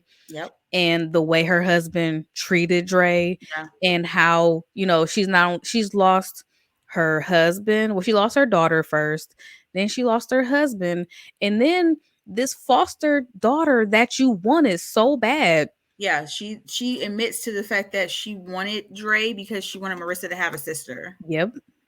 So she was the one that brought Dre, and she's like, and then these things were happening, and I feel like it was my fault, and we had to give her back. Yep. So you find out they gave the girl back. Yep. And then you have to wonder, well, how did her and Marissa stay so close then? Because they sent her back. Yeah. which Yeah. even further makes you love Marissa because it's like she wasn't even a part of your life anymore, and you still Yep. were there. That's why I said I understood Marissa being burnt out because it's like She's done it all. She's done through all she everything can. I've been there. Yeah. Yeah. So we see a little bit of, they keep referring to this incident, the thing, the sleepover. Sleepover. So it was a they try to keep Dre kind of away from Marissa when she had company for that sleepover because it's Marissa's friends and Dre's different. Like we get all these things throughout the series that tell us that Dre is just a different, she's just a different individual that a Yeah. lot of people don't understand. And of course they knew that Marissa's friends would not understand. And one of Marissa's friends at her sleepover found out the hard way. You do not. There's just certain things you do not say. You don't fuck with Marissa. You don't, you know what I'm saying? So it was supposed to be like a little, a trick, a Yeah, prank and all that. whoever fell asleep first got slumbered. Yeah. So it was supposed to start off as an innocent little prank. And Dre damn near took the girl out right then and there. Like, stabbed her, cut her really bad. He spilled the milk. Yes, and she said the look on her face was just blank. Like she was looking through past her. You know what I'm saying? So, of course, her parents tried to calm the parents down so they don't press charges, and that was, I feel like that was the incident. Yeah, and she said she was like, when we ran upstairs after hearing this girl screaming, she was like, there was just blood everywhere, and all she kept saying was, "I'm sorry, I spilled the milk." Mm-hmm. Yep. So clearly, that's something. That's something from Dre's original, like, biological family. Something happened there, and I'm glad that we don't get that story because the detective lady, she goes to the foster system, the place, Yeah. and she talks to her actual caseworker. And I love how the caseworker stood up for Dre. Yes. I She's like, love you just that. want me to tell you this girl's sob story Yes. so you can So feel you can justified justify it. for Yes. what the system has done to her. Yes, absolutely. And she was like not having it. I'm not telling you She's not anything. having it. Like, get out. Like, I'm leaving, Yeah. get out. Like, And it's sad because like they gave her back, and it was the most heartbreaking part of that episode was when the camera was like drawn out and you saw the detective and Marissa's mom embrace, and she was just like, I did everything I could. Yep. I didn't know what to do. I'm so sorry. I gave her back. I wish I could have did more. Yep. Like she was just broken about what she could have done to help this girl. Absolutely. Absolutely. But then could she have been helped? Exactly. We don't know. We don't know. So it's like that was such a full circle episode to me.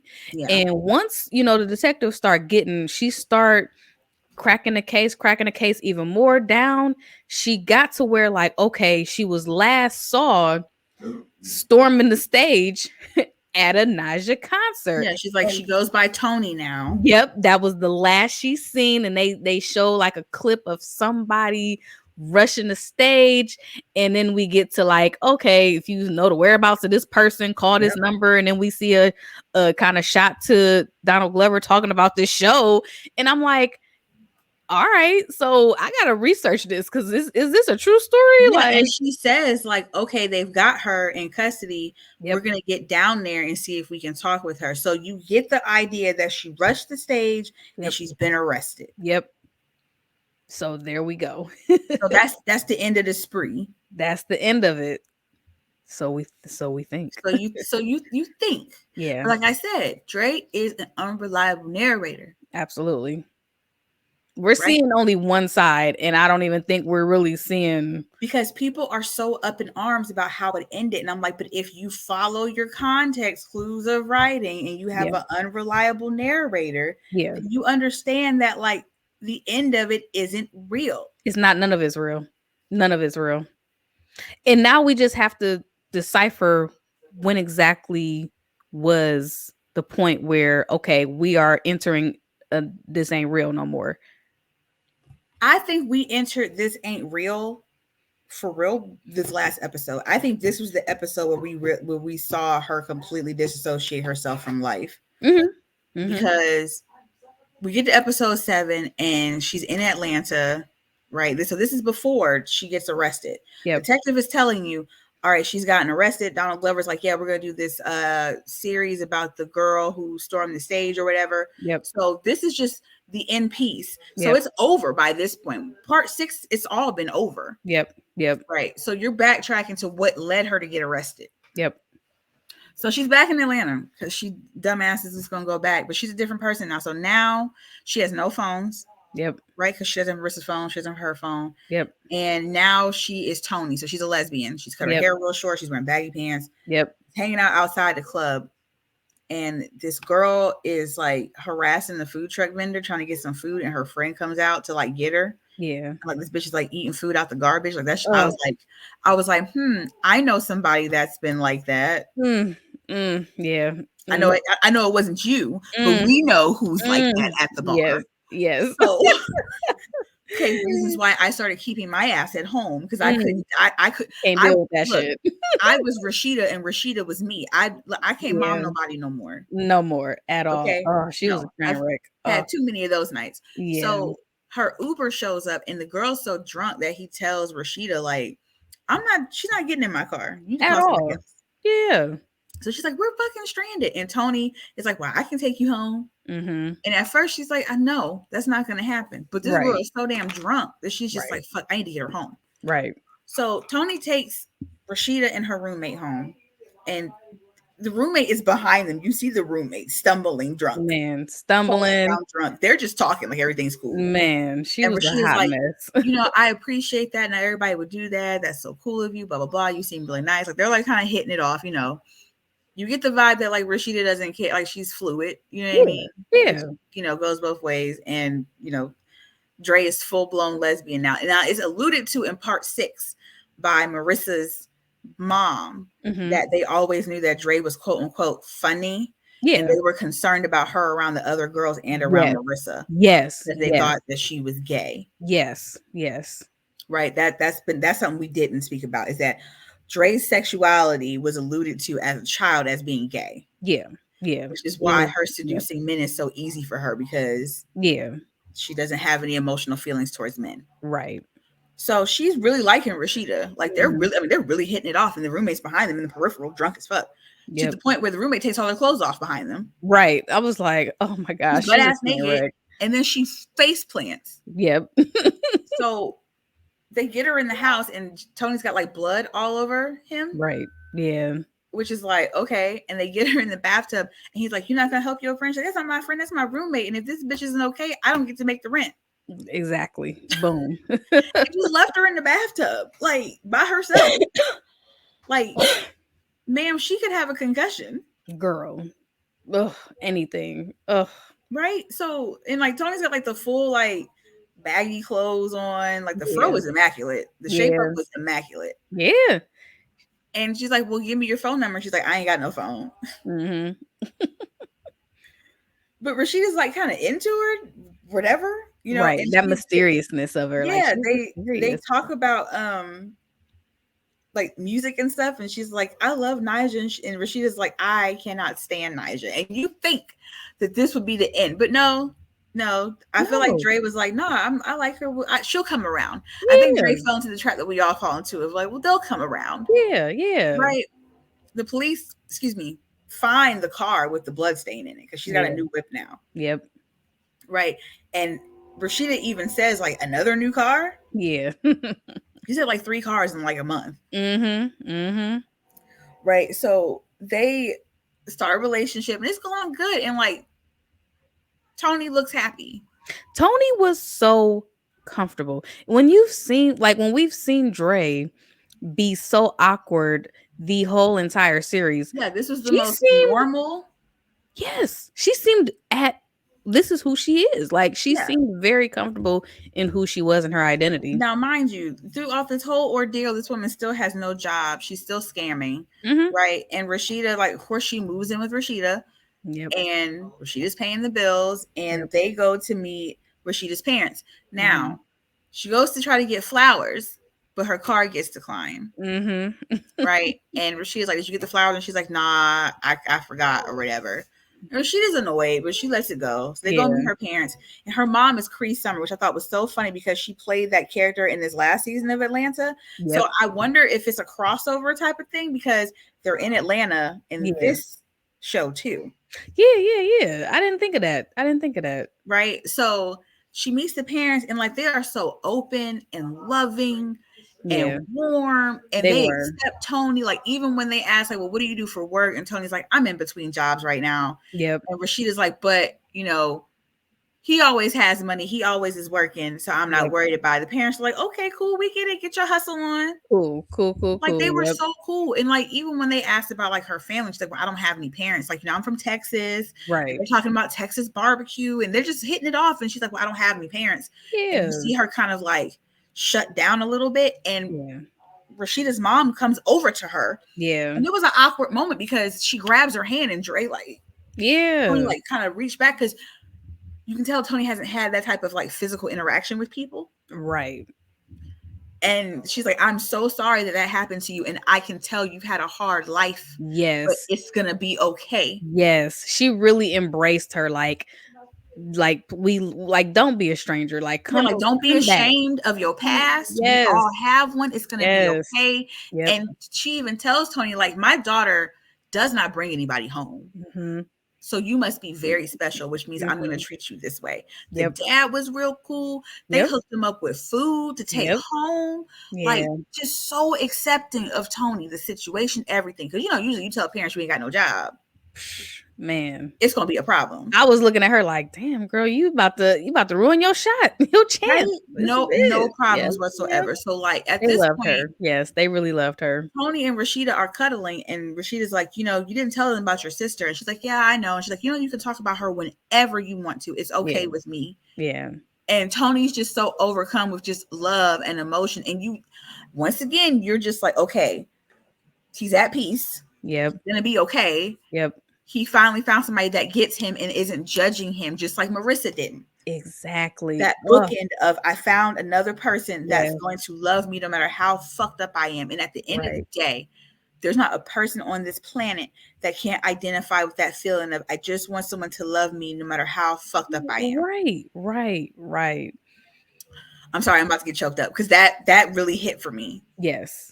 On a real level, because people struggle with mental health issues all the time, and it's hard when you have mental health problems and finding someone that's going to love you on your worst day. Yes, don't have mental health issues. It's hard to find somebody that's going to love you on your worst day. When you have BPD, bipolar, schizophrenia, dissociative disorder, all that shit, it is so hard to find somebody that's going to, first of all, take the abuse. I mean, let's just call it what it is. Take that type of abuse and still be like, it's not your fault. Exactly. It was very heartwarming for me. I was like, damn, our girl really done been through some shit, but she might be like living. This is probably as normal as she gonna get. And like it's crazy to think that this woman has killed all these people, but you're still rooting for her. Still loving her, still rooting for her. Like I was. Because you just in your mind, you keep thinking under the right conditions, she'd be okay. Yep. Until she spends $4,000 on Nyjah tickets for their anniversary. Now, here's the hit kicker. She does not pay any bills. Yeah. And Rashida's a grad student, and Rashida has a job. And Rashida doesn't have to work. Yeah. She works because she wants to. Her parents even said that they hate that she works, but she's like, I want my own job. Exactly. She works and she's a grad student while Tony's doing nothing. Tony is that typical nigga. Yep. Full typical nigga. Man, she went in. Rashida went She's like, happy anniversary. Like, she's just like, happy anniversary. Like, and like hands her the envelope. And she's like, are you fucking kidding me? She loses it. She lost it. And she's like, first of all, you spent like $4,000 on these tickets to some show that I don't even want to see because I don't even like Nyjah. And you know that. You know this. She said it from day one. And she's like, and I had to go ask my parents for money to help pay our bills so we don't end up on the street because you don't have a job and I don't have that much money either. But you're going to spend $4,000. She's like, how about some groceries? She's like, how about you could have took me out on a date or you could have paid the fucking rent? Anything would have been better than this. And then she says, You could have even got me tickets to see her sister, because then I would have knew you were at least fucking listening to me when I talked to you. Now they have the scene in there where Nija's sister fights in the elevator. Yes. Oh my gosh. I thought that was great. That But was she's great. like, at least I know you were fucking listening. Now here's the thing. Mm-hmm. At one end, you're like, damn, how can she speak to Dre this way? But then on the other end, I'm like, nah, I've been that chick that's gone in on my dude like this. Yeah.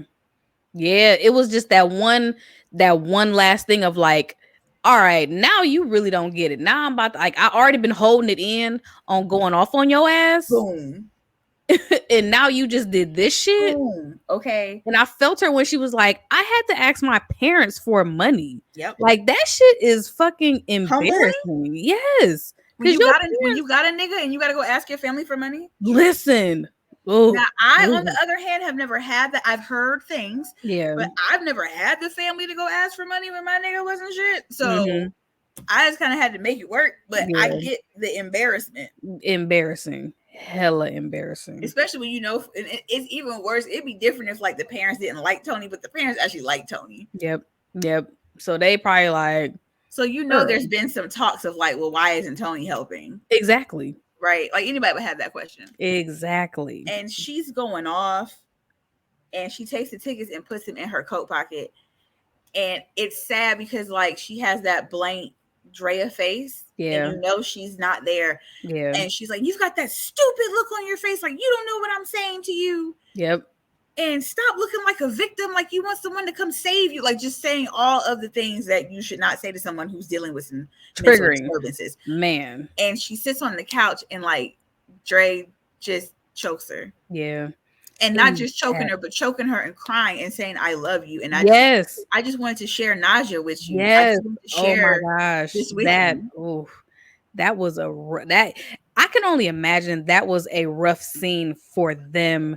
Now this is the thing that I have a question about, right? Mm-hmm. Because like you have those who was in the wrong. I mean, aside from the killing, right? Yeah. But like the who was in the wrong conversation, because it's like, on one hand, I get Rashida being like, you're not listening to me, you're not contributing, you don't give a fuck, and you just fucked off $4,000 that we need. Yeah. That would send me over the edge. The $4,000 I'm gonna go off over $40. Yes. Okay. Because I can make $40 work. Mm-hmm. So I get all of that. Right. But I also get like in relationships sometimes how that one person just wants you to do something with them that they like because they're always doing what you like. Yeah. And I feel like as the woman, like we deal with that. Like I feel like sometimes we don't give our men enough credit that they do a lot of shit that they don't like. Yeah. Yeah. Like, I know Courtney doesn't like going to Sephora, but he'll go. Yeah. Yeah. Like he doesn't want to watch me watch makeup tutorials, but he'll sit there and ask me fucking questions. Yep. Shit like that. And like sometimes you have to just be like, okay, it's not about what I like. Exactly. It's about doing something that they enjoy with someone they love. For sure. Yeah. So like that whole situation was just like sad on both ends because they both were right. Yeah, they were. Oh, but it was rough. And it's like rough watching Rashida just go in because we as viewers, we know like Tony has a dark past. Like he really loves you, and you are savagely going in right now, as kind of sort of rightfully so. But that shows you that you never know who you're with. Yes. For sure. Right. You don't know who you're with. Listen, because she didn't know. And she didn't pay attention to any of the red flags, the lack of money, the no phone, the different cars. Like you don't know who you're sleeping with. Yep. But it's so sad when she's like crying and like you see, and it's a long scene of her getting smothered. Like it's long. Yes, it was heavy. It was heavy. It was heavy. As hard as she could. Yes, it was her heavy. last breath. It was heavy. Tony is just crying on her. Yep. And then just lays with the body. Yeah.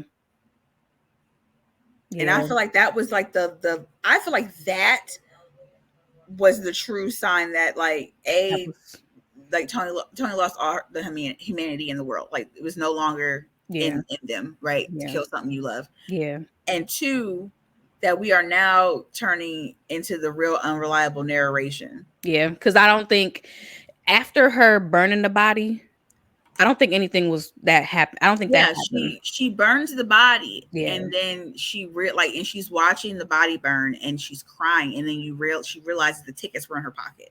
Mm. Right, so And she I goes said to that. And I said that too. I was like, I hope she got the tickets. and she At she least. gets dressed and goes to the concert, and she's trying to get the tickets because she paid for them. Yeah. And you find out that no, she didn't pay for them. She used her credit card. Mm-hmm. So she can't get the tickets replaced because she doesn't have the ID. Yes. Oh So man. she's stuck. Yeah. So she ends up running into Yeah. a scalper, Yep. and the scalper takes Dre Tony back to the car and just gets stabbed the fuck up Yeah. and left in the car. Yeah. At this point, I don't think Tony had anything else to Nope. lose. It was gone. It was all gone. It was it. Like, this is it. This is it for me. Now, at this point, you have to realize it's been like 2-3 years, like 2016 to 2018 at this point. Yes. So every concert between then, somehow Dre missed. Yep. So it was like, I'm going because I've missed these 2 tours. Mm-hmm. She missed the one for Marissa because she couldn't bring herself to go. Right. And then she missed the one at Bonnaroo because of the cult. Yep. And now she said, I'm going. Yep. So she kills the scalper, leaves the scalper in the car, and she gets there, and it's magical and it's amazing. Yep. And she's just getting through the crowd, which I was like, oh, this isn't true because you're not getting through a crowd. Yeah, not that easy. At a Beyonce concert. Hell no. Right? Hell no. Tony gets on the stage and security like rushes Tony, and Tony's like, please, Nyjah, like, please, don't do this. And Nyjah's face turns into Marissa's. Yep. And that is where I was like, and scene. Right? And scene. Like, none of this is happening right now. Like, let him go. Yep. And let him sing. Yep. And she gets on stage, and Tony's like, I love you all. And it's beautiful. And they leave the stage, and Nyjah is like escorting Tony to her car, her Bentley, and just lays on her bosom. And Tony's just like, thank you so much, thank you. And it ends. And I feel like people wanted these definitive answers for something that had no answers. Like, it clearly didn't happen. Yep. And they said that. The creator, Janine Neighbors, literally said, whatever you think is the ending, that's the ending. It's for you to interpret. But I'm saying, if you watch the show and you know, if you actually watched the show and you heard the detective say she got arrested on that stage. Yep. None of that. So you know none of that shit. So you know she's probably in a jail cell somewhere having these hallucinations that she has to do with Nyjah. Hallucinating like fuck. Yep. Mm-hmm. Now I know everybody is like comparing this to Pearl. Yeah. Just based off of like, because she does have the same intensity as Mia Goth, and I'm a big Mia Goth fan. Yeah. But I don't think this is like Pearl. Yeah. And I'm gonna tell you why. And when I say it, it's gonna hit you like a ton of bricks. This is the Black woman's version of American Psycho. Yeah, I like that. The same way that Patrick Bateman was an unreliable narrator, and you still to this day have no idea, did he really kill anybody? Did he go to jail? What happened? It's the same thing. So if American Psycho is a modern classic because you don't know what happened, then how is this not in that same category? It is literally American Psycho. It's the same. You right. You got it. Like, I literally watched this. I was like, I just watched American Psycho from a Black woman's perspective about fandom. Yep. Because there's no way, like I said, you can look at the context clues of everything that happened. First of all, the fact that she was like just so elusive that she kept running into all these people that just adored and loved her, even though she's been painted from day one as an awkward person who can't socialize and can't make friends. But all of a sudden, after her sister dies, she is now just beloved by everybody that she runs into. Mm-hmm. So none of that exists. Yep. I believe it. I just think that she just murdered people that she thought would get her closer to Nyjah, and it didn't work out for her. Right. But do I think like every person along the way was like, oh my God, I'm just drawn to you? No, I don't think that happened, because if that was the case, it would have been like that her whole life. And we've clearly seen that she was not like that. Only connected to Marissa. That's it. Yep. Yeah. It's so much of this series can be interpreted many different ways. I think she snapped after Marissa's death, and I think she just went across country murdering people to try to get to these concerts, and it just didn't work out for one way or another until she got to that last one. Yep. Now, I do believe she got to the last one. I do believe the relationship that she had with Rashida was real because they confirmed that. Yeah. And I do believe she rushed the stage. But I believe that a lot of the instances, like the cult members, I don't believe that happened. Yeah, because it didn't really fit. It didn't really fit that well in the series per se of this whole fandom. You know, like I don't believe that she ran into this happy hippie cult. Yeah. I think that she, like she did with everybody, ran up on somebody, pretended to be somebody else, and killed everybody. I don't think any of that other stuff happened. Mm-hmm. Like I said, like I said, she's an unreliable narrator, so anything is possible. Anything is possible, yeah. But and that last episode, she hallucinated. Like she hallucinated with the whole biting episode. Yep. She hallucinated at that concert. She had some weird when she meditated with the lady. Like she's had several out of body hallucinations. Even with Marissa passing away, right? Yeah. That could have been a hallucination in itself. Yeah. Yep. Because there had to be a reason why. Because I'm thinking like, okay, if we're gonna go with this narrative of she did something to Marissa, why isn't she in jail? You know, because I mean they escorted her out of the funeral, not because they think she physically did it, but I feel like they think the mental, because you know what I'm saying, because Marissa was even around you. Well, they said like in episode 5 when she was running down the street getting shot at, the mom screams, "Marissa always hated you." Yeah. Oh, yeah. Well, like I said, unreliable narrator. She maybe didn't understand that Marissa really didn't fuck with her, but Marissa didn't have the heart to cut ties with her until that last night. Maybe Marissa really didn't like her. Yeah. And that's why everybody treated her like that. We don't know, but I just know that last episode that everybody keeps bitching about, motherfucker, the shit at the end did not happen. That's all in her head. Yep. I don't understand what part of that isn't playing. I feel like that's the whole point of the show. Like the whole show is in her head, you know. So, but you know, it wasn't going to be well received because how dare we shine a light on one of the most toxic fandoms to ever exist? I mean, quite frankly, if it was me, I would have made it about the Barbs. The Barbs is a whole nother different story. The Barbs, I've actually seen the Barbs on Twitter threatening to kill somebody or doxing their addresses and telling this is where they live. Yeah. If there's any Stan fans, the Barbs, they are very, because it is my personal belief that the Barbs are the ones that ran Megan Thee Stallion into hiding. Yeah. Have you seen what they were saying about that girl? Yep. And every other week it seemed like they got Cardi B. and that's why I love Cardi, because Cardi's the only person that is not afraid of the Barbs. Don't give a damn. At all. Even the one Barb that was like talking shit, that's from the Bronx, and she went to the girl house and then made a song about it. Tomorrow too? Yep. She talking about the girl house that she was in front of. Yep. When she says, I don't know her, I had to look her up. She was dead ass. Yep. Because I watched that live. That shit was hilarious. That shit was wild. It's a lot of times where I'm like, oh, Cardi, just put your phone down. Like, you are a millionaire. You ain't got to argue with these girls. That is why the Lord won't bless me with riches, because I get it. I get it, but I'll be like, girl, hand me your phone. Give me your phone. I'm way too mentally unstable to have people tell me they're going to do something to me. Yeah. And I have nothing to say. There's no way. And I'm rich. Bitch, I'm flying the jet to your lawn. Yeah. I got the resources to actually I'll pay the case. Yep. But you're gonna catch these hands. Yeah.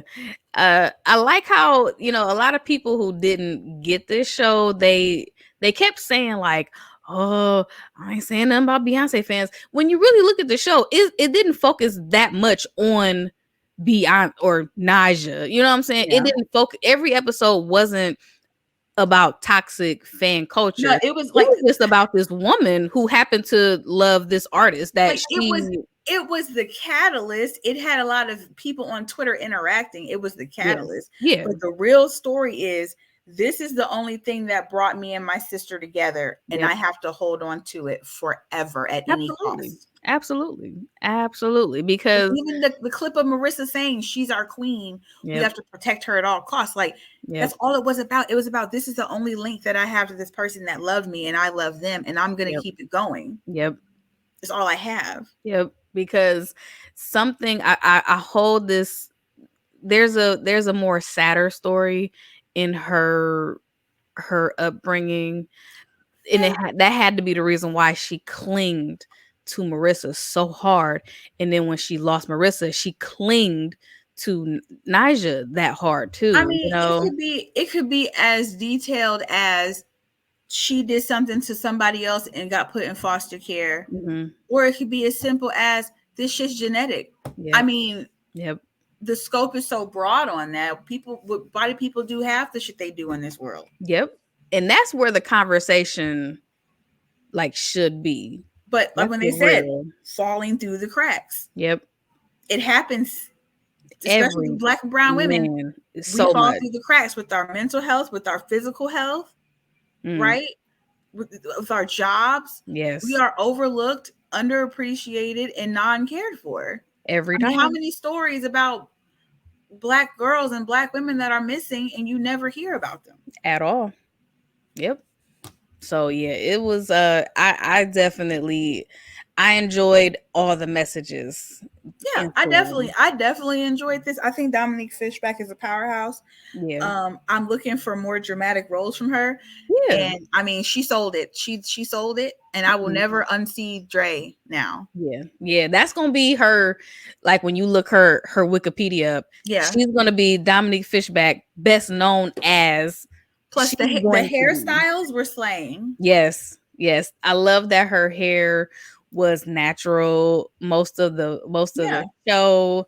You know, she just I loved everything about her, just awkward, quirky self. Like I loved it. And it was sad because it's like I identify with this person in my doing this shit too. But I didn't. If I could pick anybody out of the show, I identify with her. And I think that was the thing. Like if you are an awkward Black girl with any type of autism or spectrum disorder, ADHD, any of that shit, you're going to identify with people just not getting you. And to think, like, if you put yourself in that position of nobody gets me but this one person, and then that one person is no longer here, like, how do you I get it. I never didn't I understood that from jump, and I was like, oh, like, and that's why we said, like, even though she's killed all these people, done these things, we are still rooting for her in the end. And I'm just like, chef's kiss. I really hope, you know, I don't know how they will try to do another season 2. If they do it, I kind of want them to just leave it alone. Yeah, I don't think there needs to be. There don't need to be season. They're going to do the same thing American Psycho did. American Psycho would have been great, and they made that horrible part 2 of Mila Kunis. Like, just leave it alone. Yeah, like I feel like it's fine. It's so much to be taught. This is a show that's going to be talked about.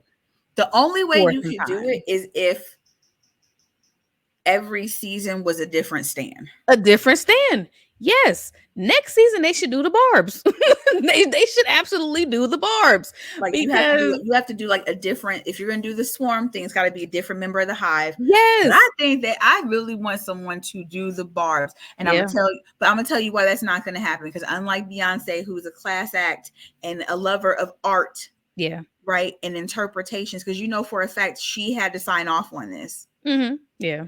Right, because it was too close. It was way too close. They talked about how she was in a 90s girl group. I mean, like from Houston. It's in Houston. Listen. Like she had to, but she loves art. She's she's a fellow Virgo sister. She loves art. Yes. And it wasn't bashing her. No, but you could not do this with the Barbs because Nicki Minaj will not sign off on this. Because she's too conceited. Ooh. That woman is. And guess what? I don't have a Twitter, so y'all can't fucking at me. So, I mean, I don't give a fuck. Like, she's probably one of the worst human beings to ever walk this earth. Yeah, man. She's going out sad. She's going real sad. And remember how much of a Nicki Minaj fan I was? I was a huge Barb. I loved her. I love her. I have completely turned my back because Mhm. I'm embarrassed to say I was a Barb because she's fallen so far from grace. Yeah, it's sad. She going Like outside. Little Kim would never. Never. Okay. And remember how much shit she talked about Lil Kim when And she now first. you look like her. Now you look worse than her. You're now Little Kim. Mm. Okay. And on top of that, you're so damn scary that you had your friend fight Cardi B because you didn't want to fight in front of the white people, because we love using that excuse. You talk cash shit all over your podcast Of course. about her child and how you whip her ass and all that shit. Yep. And then on top of that, right, you married to a pedophile. I don't give a fuck. He can't even go to your son's school to pick him up from fucking daycare. Okay. Yeah. Right, but you love women. You're all about women empowerment, but you're always your bullying brother. Man, you bully all the other girlies, the rap girlies. You bullying with everybody. Right? How you got a problem with everybody? Everybody. Like, who has a problem with Megan Thee Stallion except for Tory Lanez's barber? Like, Megan ain't. She don't bother nobody. Nobody. She mind her tall ass business. That's it. She twerk and do her thing. No. Why? Because she did a song with Cardi B. Yep. Yeah, that woman is unhinged. You come in at Lotto. Why? Because Lotto wouldn't let you punk her. Yeah. Like JT let you punk her because she's a punk ass bitch. But Lotto checked your ass and now you got a problem. Yeah. that lady is unhinged. I will never forget Super Freaky Grandma. That was a time to be on Twitter. That was a time to be on Twitter. Super Freaky Grandma still lives in my head. Such a fucking Gen Z alpha rider. Like, she's doing shit with 6ix9ine, who's fucking ass. All snitching aside, his music's trash. Yeah. Okay. And then you hopped on Doja Cat's coattails. Yep. Right, to the point where now Doja Cat ain't even Doja Cat no more. We don't know who she is in these streets. Yeah. Because she got too famous too fast, and she can't handle it. Yeah. Right, you was riding her like you hop like Bia. Bia is a horrible artist, but you on the remix. Yep. Right. You did that shit with Sada Baby, which was ass. Didn't she do a song with what's that other girl's name? Coi Leray? Yes. Benzino's daughter. She almost didn't want to release that song. See, and I like Coi, and that's probably the only thing that Nicki has done in this decade that was decent, because I was on Instagram when I saw her comment when Coi was doing that show, and it was like maybe like 40 people there. Yeah. And everybody was like sitting down and shit. And I saw when she put under her Instagram post when she was like, don't stop going because these people are listening to you and it's gonna come. Right. Oh yeah. That's it. But I mean, who really hates Coi Leray? Like, she's like the sweetest little bubble gummy. Like, I just want to squeeze her little frail ass. She just minds her business. Do like, her little like, now I like Players. Like, I love that song. Oh. I like Twin of Them. I like Best Friend. I mean, I'm not like a huge fan. She's cute. I like how cute she is. I've seen like clips of her live show. She be throwing that little thing. She be having the time of her life. Like, her shows be lit compared, to someone like Ice Spice, who can't even breathe. Girl, that was the worst rolling out clip I ever saw in my life. Was Ice Spice, man. But watch, Nicki Minaj, Ice Spice featured Nicki Minaj will be coming soon.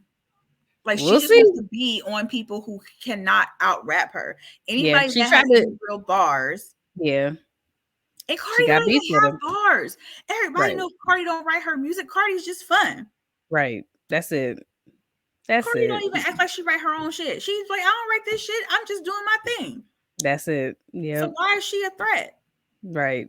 And I'm like, y'all could be making so many bigger waves if y'all work together. Really thought she was gonna bully Cardi off of Motorsport, and when that shit didn't happen, and they made her change her verse. Yep, talking because she was trying to pull a T.I. and Ludacris. You remember that? Yes, one?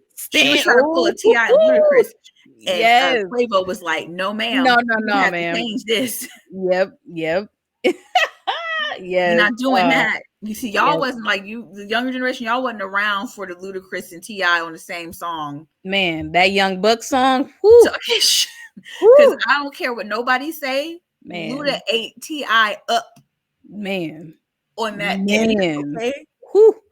If Whew, you ever want to know about like our rap beefs, you need to man, watch Beef on YouTube. There's 3 man, parts. man, them beef DVDs used to go hard. They still do. Like we They still still watch do. them. And I'm gonna watch them. mostly because Keith David is narrating. So Yes, like Keith David is such a man. Like he's you they got getting a check, him, bro. he's gonna get a check.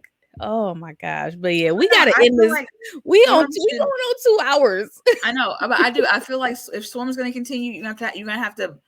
Because they pull stories from just like true crime and Yeah. put them together, but you're gonna have to find another like Yeah, person to follow. But I don't know who else would be as charismatic as Dominique Fishback. I feel like just leave it be. yeah. Just leave it alone. That was. I feel like that's all we needed. That's Yeah, leave it all we alone. needed. Put that shit on Blu-ray. Yep, Let us buy it before Amazon Prime takes it down. yep, And be done with it. But like I said, as much as I can't stand Donald Glover, yep. I can't negate the fact that this, like, I never got into Atlanta, Mm-hmm. but this I can get into. Yeah, yeah. But it's black women. I mean, Malia Obama, like, bro, like, keep writing, sis. Keep writing. I know you'll never hear this. You will never hear this podcast. But if off the off chance, keep writing. She will. I believe she will. Now she's in my oh, she's on the radar. No, she's on the radar of like, okay, if she's behind it, I'm gonna watch it. Janine Neighbors. Yep. I'm behind this. So I'm really I was really impressed by this show. I kept saying, I can't wait for the show to come out. I can't wait for the show to come out. And it finally came out, and I was like, it was nothing I expected, which was I put it off because I was so afraid that it wouldn't be good and it would break my heart. But I'm glad I finally watched it. Yeah. It was cool. It was really good. Cool. It was really good. And not just because it's black women, but because I appreciate the writing, the context, the tone, the cinematography, and the fact that we actually have black female serial killers in this new renaissance. I'm here for it. I'm here for it because it's like we're not focusing on black pain, especially black women pain. Like, why can't we be serial killers too? Why not? We got just as much trauma as Jeffrey Dahmer's ass. We got just as much fucked up shit that could go wrong with us too. Yeah. So I was here for it. What are we gonna talk about next week? I'm gonna let you pick. Okay. Because I picked this week. Yeah, I don't know. I really gotta think about it. So we'll put out something surprise review. Yeah, we'll do a surprise because I really don't have an idea either. But we will definitely. We've done 2 new things, so maybe something throwback. Yeah. Maybe we can do like a compare and contrast Candyman.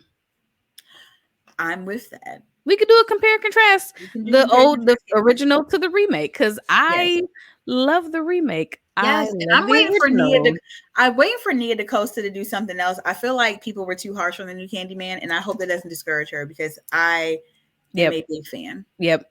I'm hoping so too, because a lot of new directors, if something isn't like well received, that discourages them to be like, you know what, I ain't doing nothing else. I know it would discourage me because I get discouraged every week about just this podcast and TikTok life of like, I don't think I need to do this shit no more. But we doing it, and I know I'm trying to figure out how I can like download this myself. I have no clue. I'm technologically challenged. I'll just I'll send you the login for StreamYard, and then you can it's bad when people are like, so when are you going to be on YouTube? Like, I've gotten like DMs about this. I know. That's why I'm like, I can't do anything with my Chromebook because a Chromebook apparently isn't a real laptop, so I can't do anything. So I'll just give you the login information. But yeah, we're gonna put a period right there on this podcast, on this episode. Yes. Thank you so much for everybody for watching and listening to us week and week after. We getting some views here. We getting some DMs. So I'm excited. Fucking Swarm, y'all, run it up. Let them know these type of stories we want to see. Yes. I'm here for more stories like this. Because Black female horror fans are here. We're here. Yep. We are here and waiting for somebody to tell our story. This is your representation that we've been salivating for. Yep. So watch it, run it up. If you don't have Prime, get somebody else to log in. If you don't know anybody that has a login, then I guess you better call that nigga that you ghosted 2 months ago and go sit on his couch because he got the login. Like, go. There you go. You can get a free trial or something, can't you? I think you can do I some think type you of can do free a free trial. 7-day trial. Hey man, that's all you need. It's Yeah, a quick binge. yeah, Very cancel that quick shit binge. the next day. Yeah, there you go. So we're gonna end it there. So join us next Monday. We're gonna do a compare of the original Candyman and the new Oh Candyman, yeah. which I don't need a reason to watch any either of the movies. I'm gonna watch them anyway, because they just so I'm good. gonna watch all 4 movies because All of them. I have to marathon it. You can't just watch the first one and just not go through it. Like you gotta, it's a whole thing. So Because I'm Tony here for Todd it. is just too beautiful to watch Yes. one movie. Yes. I'm here for like I'm rooting for everybody black, even the serial killers, even the villains. I'm rooting for everybody black. Everybody black. I need all the representation. So, Yes. all right, that's it for us. Peace out. All right, peace. All right.